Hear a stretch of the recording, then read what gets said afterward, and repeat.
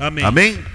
Então, nós estamos vendo dentro desse volume a segunda semana, cujo tema é a plenitude dos gentios. Qual a relação da plenitude dos gentios, que está citado em Romanos capítulo 11, versículo 25, com o tema geral desse semestre, que é então virá o fim? Então vamos ler. Abra a sua Bíblia para respondermos essa pergunta. Abra a sua Bíblia em Mateus capítulo 24, versículo 14.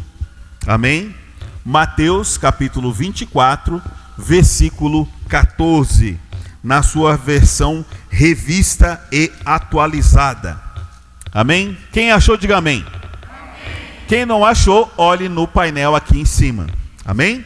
Diz assim: e será pregado este evangelho do reino por todo o mundo, para testemunha a todas as nações. Então virá o fim. Então é uma conjunção conclusiva, né? Indica que algo aconteceu antes dela, e por causa do que precede essa conjunção, tem como consequência o que vem depois. Amém? Então, quando é que o fim virá? Ou por que o fim virá?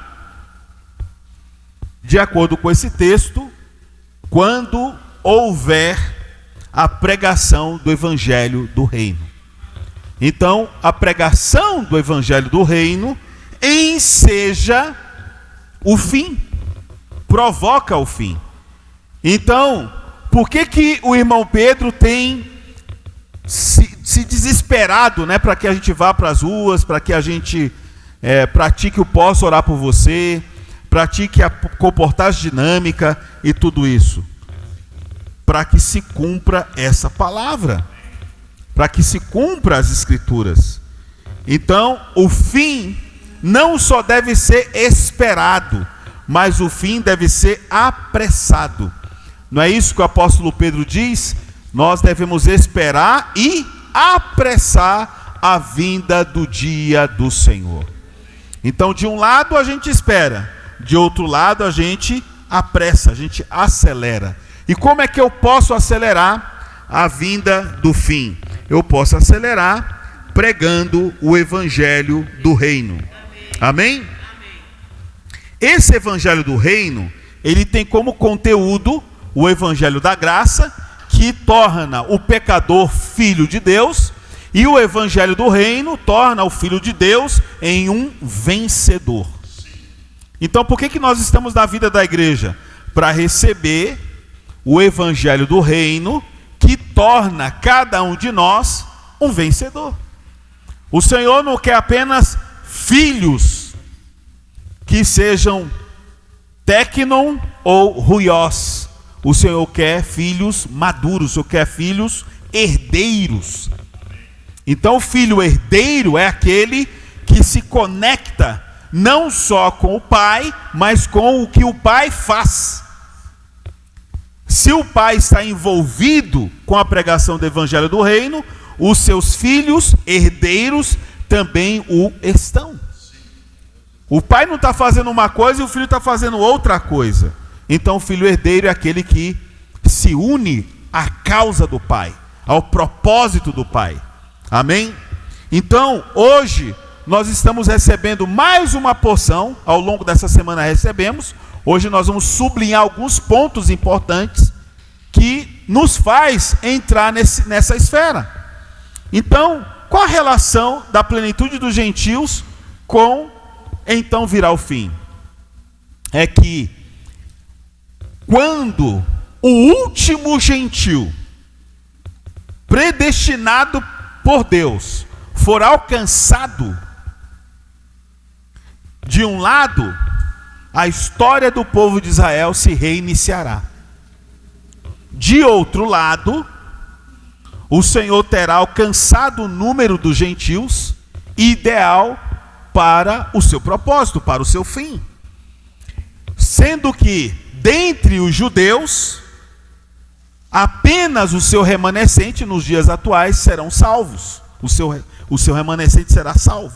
E quem é esse remanescente? Esse remanescente é aquele grupo de judeus que, quando forem perseguidos pelo anticristo e o seu exército, vão ser encurralados no Monte das Oliveiras, sem saída, e vão clamar pelo Senhor. O Senhor então vai aparecer, vai colocar o seu pé direito e o seu pé esquerdo em extremos, vai abrir uma passagem, eu não sei como é que isso vai se dar, mas o Senhor vai abrir uma saída para esse remanescente, que vai reconhecer que aquele Jesus, a quem seus ancestrais traspassaram, é o Messias, né? Então, quando a gente se envolve com essa pregação do Evangelho do Reino, nós estamos, de um lado, acelerando a vinda do Senhor, trazendo o Senhor, e com esse sentimento de acelerar, nós também estamos acelerando os eventos que marcam esse fim. E um dos eventos que marcam esse fim é justamente o povo judeu remanescente reconhecer que Jesus Cristo é o Senhor deles, é o Messias, é o Cristo. Amém? Muito bem. Quando o Senhor esteve aqui na terra, ele cumpriu o desejo do Pai. Qual era o desejo do Pai? Que o povo, a casa de Israel, fosse alcançada. A pregação do Evangelho era para, inicialmente, o povo judeu. Em Atos capítulo 10, depois que o Senhor separa ali dentre os seus discípulos 12 apóstolos, ele então os envia e dá algumas instruções. Capítulo 10, versículo 5 de Mateus.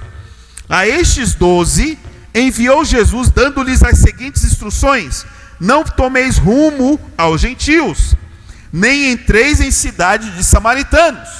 Então daqui já exclui os brasilienses, os goianos, quem nasce lá em Coromandel é coromandense, né? Como coromandelenses, né? Também não estariam incluídos, por mais de Coromandel que você seja, tá? Não estava incluído. Não estava incluído os baianos, não estava incluído os mineiros, os maranhenses, os mato-grossenses, tá? Os sul-mato-grossenses, não estaria incluído nenhum destes. Porque o Senhor disse: olha, não tomeis rumo aos gentios, nem entreis em cidade de samaritano, mas de preferência procurai as ovelhas perdidas da casa de Israel. Então o Senhor veio para estes inicialmente. O apóstolo João, em seu evangelho, que é o derradeiro evangelho, também fala acerca disso em João capítulo 1, versículo 11.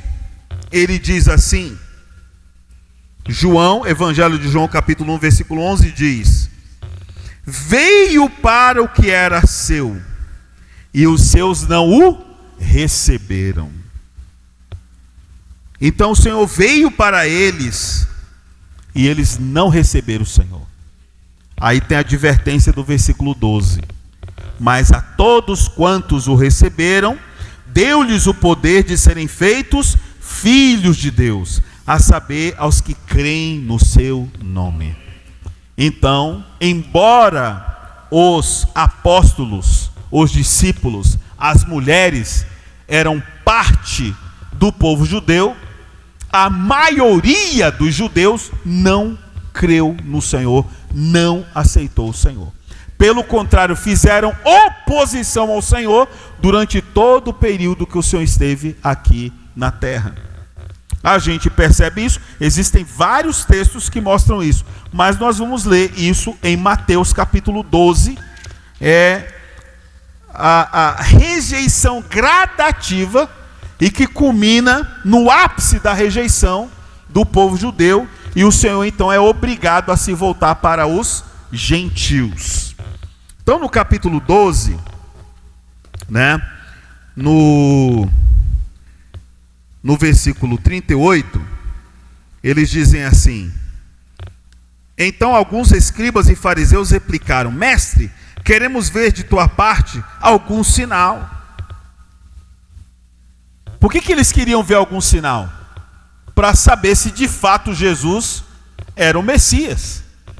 Só que o Senhor podia dar qualquer sinal, porque de acordo com o capítulo 13 de Mateus, o coração deles estavam endurecidos para receber o Senhor. Daí ele diz: eu não vou dar outro sinal senão o de Jonas. Tá? E daí, olhem só, ainda no capítulo 12 de Mateus, o Senhor cura um endemoniado, cego e mudo, e olha só o que os judeus falam acerca do que o Senhor fez. Versículo 24, capítulo 12, versículo 24. Mas os fariseus, ouvindo isto, murmuravam: este não expele demônios, senão pelo poder de Beelzebu, maioral dos demônios. Olha só a que ponto chegou a rejeição. Está ali, o sinal estava ali. Ele curou um endemoniado, cego e mudo. E isso não foi suficiente para que eles crescem no Senhor. Antes, pelo contrário, afirmavam que o Senhor havia feito isso pelo maioral dos demônios. Aí, irmãos, o Senhor fala a sentença deles. Jesus, porém, conhecendo-lhes os pensamentos, disse: o Senhor nem precisava ouvir o que a boca deles falavam. O Senhor já prescrutava o coração e a mente deles aqui no que diz respeito aos pensamentos. Todo reino dividido contra si mesmo ficará deserto, e toda cidade ou casa dividida contra si mesma não subsistirá. Se Satanás espelha a Satanás, dividido está contra si mesmo. Como, pois, subsistirá o seu reino? E se eu expulso demônios por Beelzebu, por quem os expulsam vossos filhos? Por isso, eles mesmos serão os vossos juízes. Eu estava dizendo assim: olha, se vocês dizem que eu estou expulsando demônio por espírito de Beelzebu, pelo maioral dos demônios, os seus filhos fazem a mesma coisa, também expulsam. E vocês então classificam essa atitude de que eles estão fazendo isso pelo maioral dos demônios? Então estes que fazem isso serão os que vão te julgar, vão julgar vocês naquele dia. Daí o Senhor prossegue. 28. Se porém eu expulso demônios pelo Espírito de Deus, certamente é chegado o reino de Deus sobre vós. Então, por qual espírito o Senhor expulsava os demônios? Isso precisa ficar muito claro. Olha o versículo 28. Por qual espírito o Senhor expulsava? O Espírito de Deus. Guardem essa no coração. Versículo 29. Ou como pode alguém entrar na casa do valente e roubar-lhe os bens sem primeiro amarrá-lo? E então lhe saqueará a casa? Quem não é por mim é contra mim, e quem comigo não ajunta, espalha. Ou seja, o Senhor está dizendo: eu tenho entrado na casa do valente, amarrado o valente e resgatado os que estavam presos ali na sua casa. Então, eu não estou expulsando os demônios ou salvando as pessoas pelo maioral dos demônios. Eu faço isso pelo Espírito de Deus. Essa é a minha obra. E outra: quem não é por mim é contra mim, e quem comigo não ajunta, espalha. Vocês estão sendo contra e vocês estão espalhando. Essa é a obra que vocês têm feito. Palavras duras o Senhor está falando aqui para eles. Mas a mais dura, irmãos, está nos versículos subsequentes. Por isso vos declaro: todo pecado e blasfêmia serão perdoados aos homens, mas a blasfêmia contra o Espírito não será perdoada. Se alguém proferir alguma palavra contra o Filho do Homem, ser-lhe-á isso perdoado. Mas se alguém falar contra o Espírito Santo, não lhe será isso perdoado, nem neste mundo, nem no porvir. O que o senhor estava dizendo aqui? Quando vocês afirmaram que a obra que eu realizo não é realizada pelo Espírito Santo ou pelo Espírito de Deus, vocês estão blasfemando contra o Espírito. Vocês não estão blasfemando contra mim. Você pode olhar para o Filho do Homem e dizer que ele é feio, que ele não tem beleza, que ele não tem formosura, não tem problema nenhum. Você pode falar, mal do Filho do Homem, mas vocês falaram mal contra aquele que por mim realiza as obras, que é o Espírito de Deus, que é o Espírito Santo. Vocês estão blasfemando, e contra essa blasfêmia não há perdão. O que aconteceu, irmãos, desde a morte e ressurreição do Senhor? O que aconteceu com o povo judeu? Perseguição em cima de perseguição. Depois que o Senhor morreu e ressuscitou, o alvo da perseguição foram os cristãos. Foram os apóstolos daquela época. Se você recorrer à história, não só o Império Romano teve a sua porção de perseguição, como os judeus cooperavam com a política com o intuito de perseguir os cristãos. Quem era levado para o Coliseu não eram os judaizantes, eram os cristãos. E quem denunciava os cristãos? Ora a política, ora a religião. Aí no ano 70 depois de Cristo, quem entrou em Jerusalém e destruiu tudo? Tito. O general Tito foi lá e destruiu o templo que fora construído por Herodes. Um templo suntuoso, um templo cujas pedras da época eram pedras bonitas, pedras de cor bege amarelado, e eram adornados, suas frestas com ouro, de maneira que quando pôs fogo em Jerusalém, e no templo em especial, qual era o objetivo? O objetivo era que derretesse o ouro e eles pudessem tirar. Por isso que o Senhor diz, não sobrará pedra sobre pedra que não seja derribada, porque tinha que tirar o ouro que estava derretido entre as frestas das pedras. Então por isso que as pedras eram retiradas, para se retirar ali o ouro e levar para Roma, enriquecer os imperadores. Então, a partir daí, os judeus passaram a ser perseguidos. Desculpe falar, mas até mesmo o Holocausto era consequência da incredulidade dos judeus.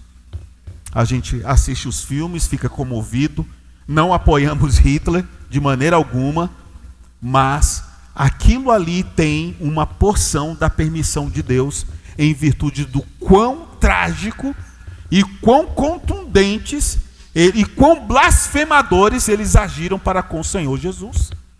Irmãos, tinha duas opções de pessoas para receber o indulto do governador, o indulto do rei. Barrabás, um criminoso hediondo,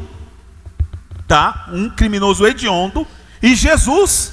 E na hora quem eles decidiram que deveria ser liberto? Barrabás em detrimento de Jesus. Eles preferiram um criminoso ser livrado da cruz do que Jesus ser livrado da cruz. Isso também foi colocado na conta deles. Vejam, então, quando a gente olha para esse quadro, os judeus aqui foram ao auge da rejeição do Senhor. Mateus capítulo 24. Fora aqui os vários textos que vocês leram ao longo do alimento diário da semana, onde eles tentaram matar Jesus. Pegaram o Senhor e iam precipitá-lo do despenhadeiro abaixo. O Senhor miraculosamente sai de entre eles, mas saiu ali e passou por entre eles ileso.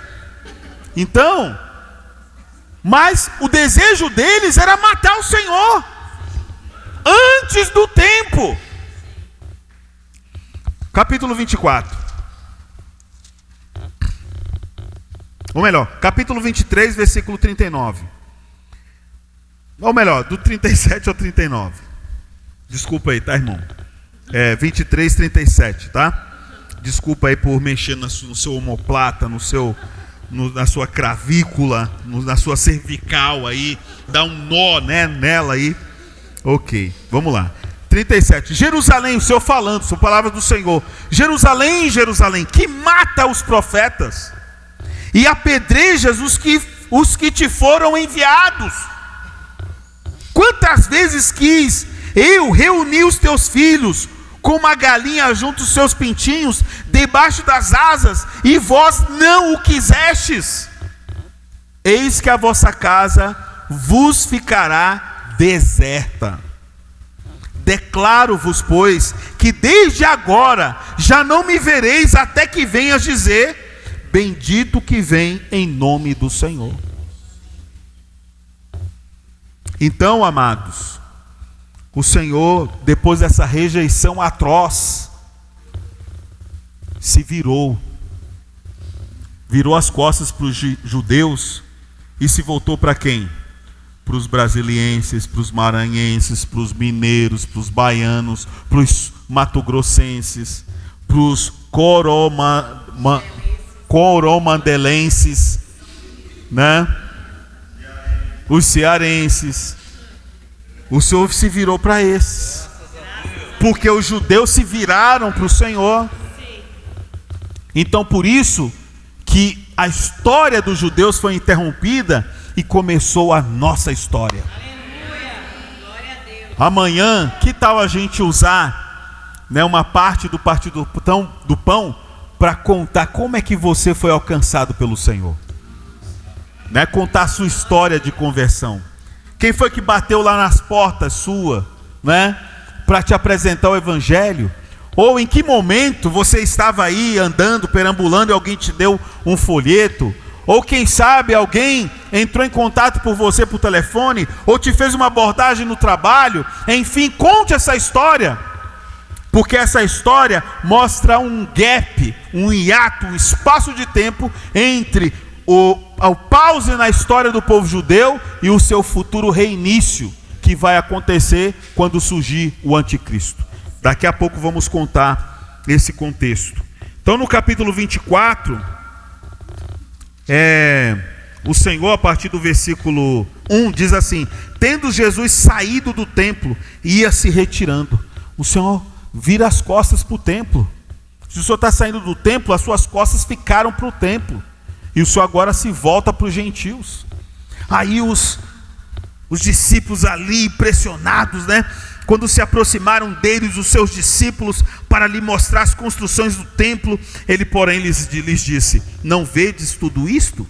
Em verdade vos digo que não ficará aqui pedra sobre pedra que não seja derribada. E foi exatamente o que aconteceu. Ou havia uma disputa entre as duas facções do judaísmo. Eles se descuidaram de vigiar a cidade.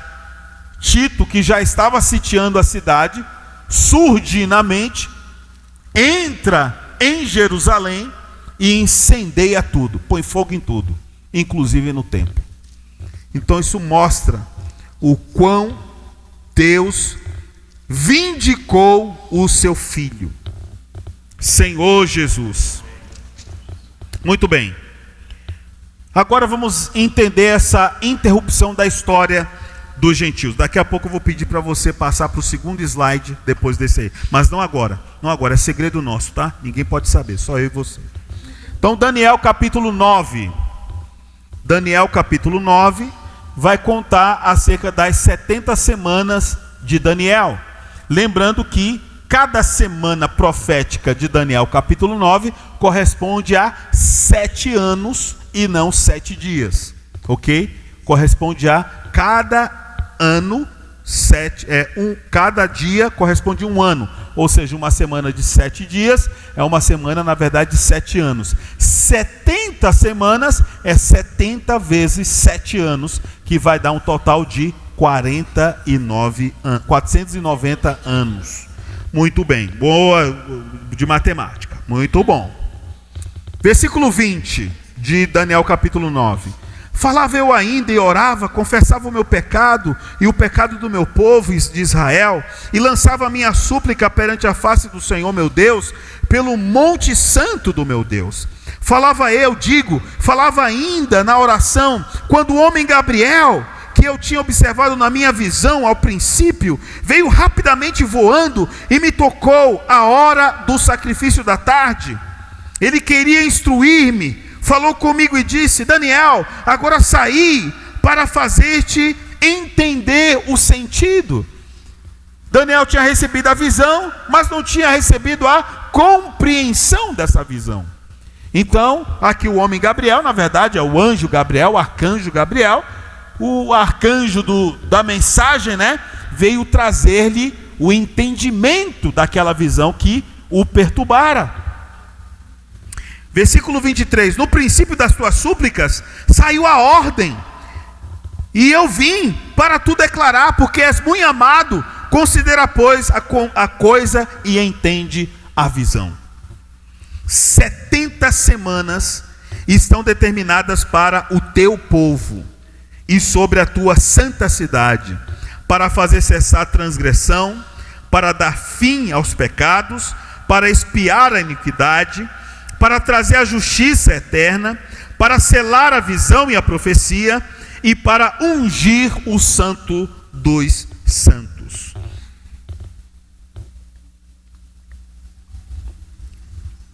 Então note, cada evento aqui vai ocorrer num prazo de 70 semanas.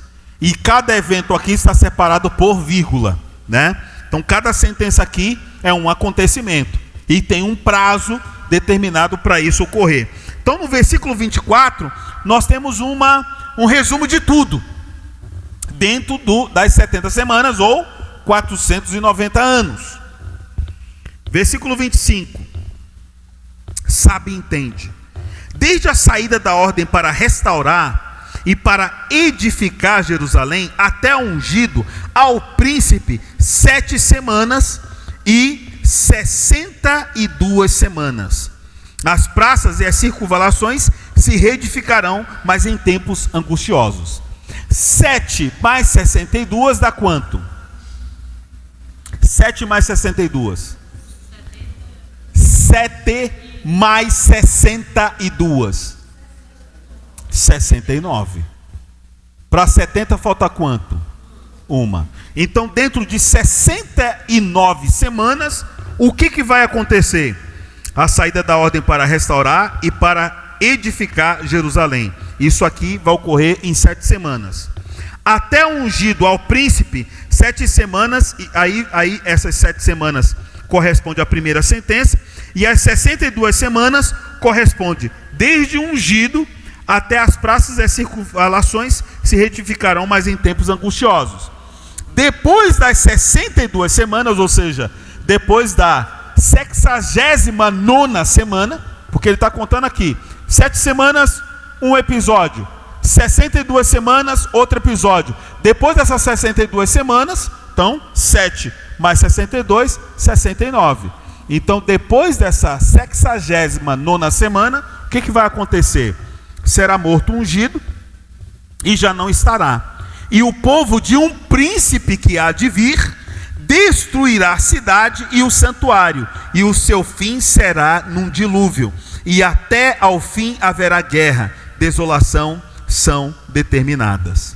Em outras palavras, o príncipe que virá é o anticristo. Então o que marca a 70ª semana, ou seja, a semana 70, vai ser marcada pelo quê? Pela vinda do anticristo. Versículo 27, ele fará firme aliança com muitos, por uma semana, que é a derradeira semana. Na metade da semana, a metade de 7 anos é 3 anos e meio. Fará cessar o sacrifício e a oferta de manjares. Sobre a asa das abominações virá o assolador, até que a destruição que está determinada se derrame sobre ele. Então, quando ele diz na metade da semana, é na segunda metade dessa semana. Tá? Quando estiver faltando 3 anos e meio para o fim, então vai romper aqui a aliança que o anticristo fez com Israel. Bom, agora vamos usar do gráfico que está no segundo slide para a gente entender isso aqui. Tem pilha aqui? Ah, tem. Isso. Muito bem. Então, esse gráfico que nós vamos ver, ele narra, é o próximo, né? Esse gráfico que a gente vai ver, ele descreve as 70 semanas de Daniel, narrada há pouco no capítulo 9. Então ele diz, 7 semanas, ou seja, durante 49 anos, o que aconteceu? A saída da ordem para reedificar Jerusalém até a conclusão da reedificação. Mas que reedificação é essa? Isso aqui é Daniel, vocês sabem, ele era um dos jovens nobres que quando Nabucodonosor entrou no reino de Judá, cuja capital é Jerusalém, levou cativo esses nobres, junto com os demais componentes do povo judeu, tá? E ele foi então para a Babilônia. Lá a gente conhece a história do capítulo 1, a dieta que ele fez. Ele e os amigos dele, né? Eram os mais inteligentes dentre os sábios que Nabucodonosor tinha e tudo mais. Então ele está narrando essa história. Aí entra a história concomitante, Neemias e Esdras, que são os que retornam para Jerusalém para cumprir essa palavra aqui. Então ele sai. Daniel não foi, mas Esdras e Neemias foram. Então isso ocorreu dentro de um prazo de 49 anos ou 7 semanas. Desde a conclusão da reedificação até a morte de Cristo, se passaram 434 anos ou 62 semanas. Então, só aqui, ambas juntas, dão o equivalente a 69 semanas. Então, Cristo veio, teve um ver humano de 33 anos e meio, né? Realizou a sua obra como Filho do Homem e morreu na cruz para perdão de nossos pecados. Quem creu no Senhor? No final, quando você abre o livro de Atos, quantos estavam lá reunidos naquele dia? Ao longo de 10 dias eles oraram, até o dia de Pentecoste. Quantos eram? 120 galileus discípulos. Dentre estes também as irmãs, as mulheres. Mas para quantas pessoas o Senhor multiplicou os pães e os peixes? A primeira, 5.000. A segunda, 4.000. Dá um total agora de quanto? 9.000 no mínimo, sem considerar mulheres e crianças. Aí no final, quem está reunido lá orando? 120. Entendeu? 120. Para comer pão e peixe tem muita gente. Muita gente. Mas na hora de edificar a igreja, aí só 120. Só os irmãos aqui, ó. Então, aí, nesse momento, a gente precisa fazer uma pergunta. O que dá início, que evento marca o início da última semana de Daniel? A vinda do anticristo. O anticristo já veio? O anticristo não veio. Então, se o anticristo não veio, a última semana não começou.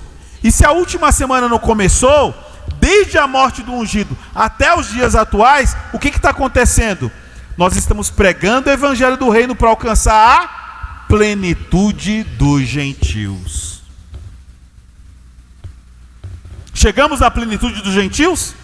Não chegamos. Como é que a gente vai chegar? Pregando o evangelho. Agora, se eu não prego o evangelho, vamos alcançar a plenitude? Não. Podemos até dizer, talvez não por meio de nós. Mas eu pergunto, você quer essa opção? Que o Senhor alcance a plenitude sem você? Sem contar contigo? O Senhor quer contar contigo. Entende, amados? Então por que o irmão Pedro está insistindo nessa questão? Para que esses dias se acelerem ou se abreviem. A gente encontre aquela pessoa que está sofrendo aflições, que na verdade está esperando eu e você abordá-la, eu e você abordá-los, eu e você alcançá-los, eu e você trazer alento para elas, depois de satisfeita a sua necessidade, apresentar agora teu pai tem uma necessidade. Não é só me dá, mas é Senhor, o que tu queres? O que o Senhor quer que eu contribua? Qual é a minha porção? Então aqui, amados, é a nossa história, é a história de Israel que foi interrompida para o início da era da graça, era da igreja, a era do Espírito. Essa última semana de Daniel, que é a derradeira semana de 7 anos, tem duas partes. 3 anos e meio de paz, o anticristo vai trazer paz, um homem muito inteligente, vai conseguir trazer equidade e justiça para esse mundo desigual, tá? Esse mundo que discrimina, ele vai conseguir zerar essas coisas. Vai ser possível cantar o Imagine dos Beatles, né? Vai ser possível cantar aí aquela música do Michael Jackson, né? Quando ele junta aqueles artistas, né? O mundo vai celebrar o anticristo. Imagine, não, agora é reality. Vai mudar a música para realidade. Aquilo que era um sonho, agora se torna realidade. Agora trazendo para a realidade cristã, quando Martin Luther King, né? Ele fala, I have a dream, né? Hoje a gente viu isso, né, Miriam? Né? Estávamos lá. Ele também tinha um sonho, vários sonhos na verdade, de que os Estados Unidos, que digamos assim é o representante da humanidade hoje, teria liberdade, os filhos dele pudessem gozar de liberdade, que os negros tivessem as mesmas oportunidades que os brancos têm. Mas ele morreu por essa causa e não teve isso alcançado. Mas o anticristo vai favorecer, e os ativistas, muitos cristãos ativistas, vão concordar, puxa, é esse cara, eu vou votar nele, e tal, é ele mesmo, não sabendo que por detrás dessa primeira intenção, há uma segunda intenção satânica. Talvez ele mesmo quisesse fazer o bem, mas irmão, se você quer fazer o bem, mas não usa o Espírito, você uma hora vai fazer o mal. Assim como Pedro, depois de receber a revelação acerca de Cristo e a igreja, ele foi usado por Satanás e se tornou uma pedra de tropeço. Você acha que eu e você não estamos sujeitos? E muito mais o mundo não está sujeito a isso? Nabucodonosor, depois de glorificar Deus, né, de tudo que ele recebeu, aí Daniel falou para ele, olha, agora se mantenha humilde, porque no dia que você se orgulhar, você vai comer capim. Prazo de 1 ano, o cara esqueceu de tudo. E disse, essa não é a grande Babilônia que eu edifiquei. E virou um monstro, virou um Munra ali, na hora. Né? Quem é da época sabe o que é o Munra, né? Depois pode me procurar em particular que eu explico. Vou dar uma notinha. Né? Tá ali um monstro, vai se tornar um monstro. Por quê? Porque vai ser golpeado de morte, vai morrer, vai ressuscitar no terceiro dia. Olha só, a imitação de Jesus. E aí, meu irmão, começa a grande tribulação, o reinado do anticristo por 3 anos e meio. Você quer estar aqui? O que você vai fazer para não estar aí nesses dias? O que você sugere?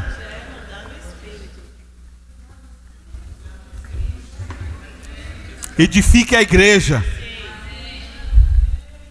Edifica a igreja, anda no Espírito.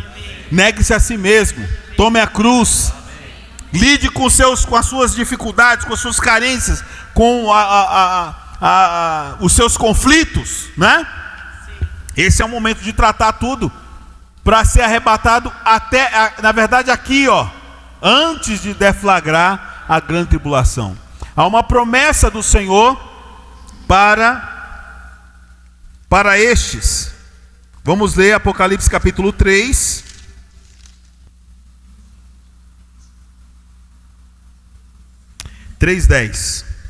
Engraçado, eu li o 3:10 e passei batido. Vamos lá. Porque guardaste a palavra da minha perseverança, também eu te guardarei da hora da provação que há de vir sobre o mundo inteiro, para experimentar os que habitam sobre a terra. Então há uma promessa para que o vencedor seja poupado deste preciso momento da grande tribulação. Agora, para isso, nós precisamos estar enquadrado entre os vencedores. Muito bem, agora para terminar, vamos terminar com Romanos capítulo 11. Romanos capítulo 11. Paulo era um desesperado pela salvação dos judeus. Embora ele fosse um apóstolo para os gentios, volta e meia ele sentia tristeza pela situação do povo judeu. Então, no versículo 11 diz assim, do capítulo 11. Pergunto, pois, porventura tropeçaram para que caíssem? De modo nenhum, mas pela sua transgressão veio a salvação aos gentios, para pô-los em ciúmes. Eles não conseguem admitir que nós, os gentios, temos agora a mesma porção que outrora era deles. A herança, a primogenitura, a filiação, os oráculos e tudo mais. Eles falam, vocês são as fezes do verme, do cavalo, do bandido. Ou seja, vocês não são nada. É dessa maneira que eles olham para nós. E quando a gente está ali, amanhã, por exemplo, comendo aquela carne de porco, eles olham para nós. São imundos mesmo. Come comida imunda e são imundos. Mas amanhã eu vou me tornar imundo, com prazer, comendo aquela carne de porco amanhã. Com aquele arroz que está na fotografia, com aquele feijãozinho, com aquela farinha, não é? Nossa, eu não vejo a hora de abocanhar. Já está vontade de abocanhar aquela foto, imagine amanhã a realidade. Então, até quando eles olham para a nossa dieta, eles nos julgam. Como pode comer isso? Não praticam Levítico 11. Por ironia do destino, quando eu morava em Valparaíso, eu morava na penúltima quadra do fim do Valparaíso 2. Aí morava um judeu na última quadra do Valparaíso 2 e frequentemente a gente pegava ônibus juntos para vir para cá para o plano para trabalhar. E ele vivia me enchendo. Não, porque você tem que fazer isso, tem que fazer a circuncisão. Eu falei, amigo, não vou fazer circuncisão coisa nenhuma, não. Entendeu? Tá muito bem, obrigado, tá? E tal, e tentando me converter, fazendo de mim um prosélito, né? E tal, e a gente conversava, usava o Antigo Testamento, e ele, não, agora estamos no mês tal, mês de tal, tem que fazer isso, tem que fazer aquilo. Falei, não, meu amigo, todas as luas, as festas se resumem em Cristo. Ele é a minha lua nova, ele é o meu urim, o meu tumim, né? E tal, e ali a gente conversava bem, obviamente, sem qualquer polêmica, né? Enfim. Então, eles até hoje não admitem que Jesus, e são raros os que admitem. Existem alguns? Sim, existem, mas são raros. Versículo 12. Ora, se a transgressão deles redundou em riqueza para o mundo, e o seu abatimento em riqueza para os gentios, quanto mais a sua plenitude. Dirijo-me a vós outros, que sois gentios, visto que, pois que eu sou apóstolo dos gentios, glorifico o meu ministério, para ver se de algum modo posso incitar a emulação os do meu povo e salvar alguns deles. Então o apóstolo Paulo tinha esse encargo com seus compatriotas, mas infelizmente todo o esforço que ele despendeu para tentar ajudá-los só se tornou em prejuízo para o seu ministério, porque depois esses judaizantes, os meio crente, né, cria no Senhor, mas praticava a lei. O que fazia? Ia atrás de cada igreja que Paulo levantava para trazer confusão. Se chegasse aqui, ia chegar para o Rubens e já invocou o nome do Senhor? Sim, já invocou. Já fez a circuncisão? Não, tem que fazer a circuncisão, senão não vai ser salvo. E já usaria aquela salinha aqui da entrada para equipar, para fazer a circuncisão. E eu já ia entregar o Mateus, pode, ele não fez a circuncisão não, já entra aí, entendeu? Então, irmãos, pois é, então, aqui o apóstolo está desesperado, mas todas as vezes que ele teve algum contato com esses judeus, mesmo os que se converteram, tinha prejuízo espiritual. A Galácia, as igrejas da Galácia, quase perderam o sentido da graça por causa da influência da lei. Os presbíteros ali eram novos, não sabiam impor, se impor diante das investidas dos crentes judeus, e daí já estavam saindo da graça e voltando para a lei. Paulo diz assim: quem vos fascinou? Quem que trouxe o outro evangelho? Então eles estavam anulando a graça de Cristo. Então, irmãos, hoje nós precisamos investir na pregação do evangelho do reino. Vamos ler o capítulo 12, versículo 25. Ou melhor, capítulo 11, versículo 25, para encerrar nossa comunhão. Porque não quero, irmãos, que ignoreis este mistério, para que não sejais presumidos em vós mesmos, que veio endurecimento em parte a Israel, até que haja entrado a plenitude dos gentios. Então, até quando essa resistência dos judeus vai perdurar? Vai perdurar até que o último gentio seja salvo. E como é que a gente sabe que é o último? Se eu pregar. A gente só vai saber se é o último se eu pregar o evangelho. Quem sabe não vai ser a irmã Evelyn que vai pregar o evangelho para o último gentio dessa terra? Quem sabe? Que não será a Mari France, que não será o Acilino. Agora a gente nunca saberá se não fizer isso continuamente. Amém, amados? Então vamos terminar agora, vamos dar 15 minutos para fazer pequenos grupos e ruminar essa mensagem, tá? Podem enriquecer essa medíocre e pobre mensagem.